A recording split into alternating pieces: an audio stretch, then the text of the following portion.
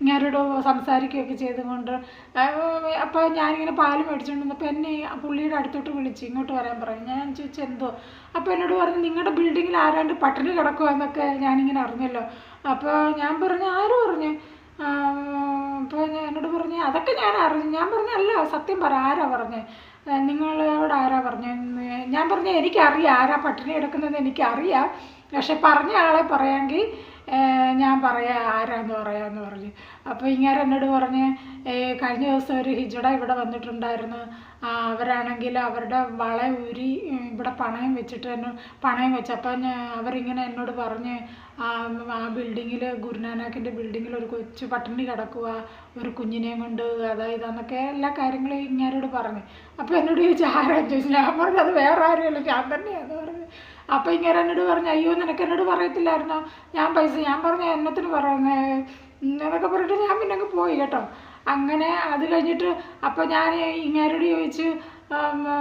അപ്പോൾ ഇങ്ങനെ എന്നോട് പറഞ്ഞു, ഞാൻ പറഞ്ഞു ഇനി ആ മാസം വരുവാണെങ്കിൽ എന്നോട് വിളിക്കണമെന്ന് പറഞ്ഞു. അത് കഴിഞ്ഞിട്ടുണ്ടല്ലോ ഇവരെനിക്കൊരു ഫോൺ നമ്പർ തന്നല്ലോ, ആ ഫോൺ നമ്പറിൽ ഞാൻ വിളിച്ചിട്ട് എനിക്ക് കിട്ടിയില്ലേ, ഫോൺ നമ്പർ സ്വിച്ച് ഓഫ് ആയിരിക്കുക. അന്നേരം ഞാൻ ഇങ്ങേരോട് പറഞ്ഞു ഇനി അവർ ഈ പണയം ഇതാക്കാൻ വേണ്ടിയിട്ട് വരുമല്ലോ അപ്പോഴെന്നോട് ഒന്ന് പറയണമെന്ന് പറഞ്ഞ് എൻ്റെ ഫോൺ നമ്പർ ഉണ്ടല്ലോ അവരുടെ കയ്യിൽ. അത് കഴിഞ്ഞപ്പോഴത്തേക്കിന് എന്നോട് പറഞ്ഞ് അത് അവർ പണയം വെച്ചതിൻ്റെ പിറ്റേ ദിവസം തന്നെ രാവിലെ വന്ന് എടുത്തുകൊണ്ട് അങ്ങ് പോയെന്ന് പറഞ്ഞു.